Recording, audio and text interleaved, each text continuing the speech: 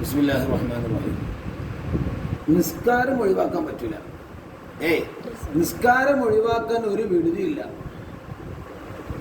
നമ്മളിപ്പോ കല്യാണം ഒഴിവാക്കും, കുടിക്കൽ ഒഴിവാക്കും, പിന്നെ ചെറിയ പനി വന്ന നിസ്കാരം ഒഴിവാക്കും, അല്ലെങ്കിൽ തലവേദന നിസ്കാരം ഒഴിവാക്കും. ഇല്ലേ? അതൊന്നും ചെയ്യരുത്. നമുക്ക് അന്തല്ലാത്തോണ്ടാണ്. ഹോസ്പിറ്റലിൽ അഡ്മിറ്റ് ആയി നിസ്കരിക്കലുണ്ടോ? അല്ലെങ്കിൽ നിസ്കരിക്കൂലേ? എന്നാ കേട്ടോളി. വലായുഴുതറു, വിടുതി നൽകപ്പെടൂല.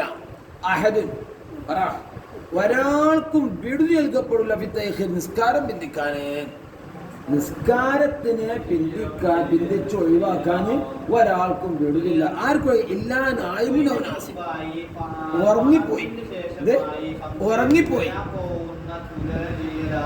ഓന് കുറ്റല്ല. പിന്നെ കഥാട്ടണം, അവൻ ആശയം മറന്നുപോയി. മറ്റേ തട്ടിപ്പിന്റെ മറവിൽ തട്ടിപ്പിന്റെ ഉറക്കമല്ലോ. അപ്പൊ മറന്നുപോയി എന്ന് പറയുന്ന നിലയ്ക്ക്, അല്ലെങ്കിൽ ഉറങ്ങിപ്പോയി എന്ന നിലയ്ക്കുള്ള ചങ്ങായിമാർക്ക് എന്താവും? നിസ്കാരം ഒഴിവാക്കാൻ വിടുതയുണ്ട്. മനസ്സിലായില്ലേ? അല്ലെങ്കിലോ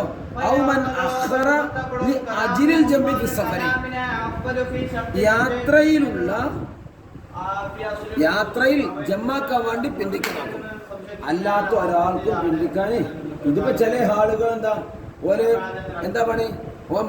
മണ്ണാൻ പണിയാണ്, സിമെന്റും പണിയാണ്, അല്ലെങ്കിലോ തേപ്പാണ് പണി. എന്നിട്ട് നിസ്കാരം എങ്ങനെ? ളുഹറും അസ്റും മഗ്‌രിബും ഇശയും ഒന്നാരി ജമ്മാക്കല. അങ്ങനെ ജമ്മ ഇസ്ലാമില്ലടോ.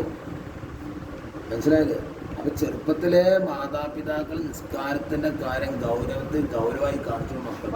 എന്നാ പിന്നെ അതെന്താവും? അങ്ങനെ മനസ്സിലായില്ല? അല്ലാഹു തആല ഞമ്മക്കും ഞങ്ങളുടെ മക്കൾക്കും കൃത്യമായി നിസ്കരിക്കാനുള്ള തൗഫീഖും സൗഭാഗ്യം നൽകട്ടെ.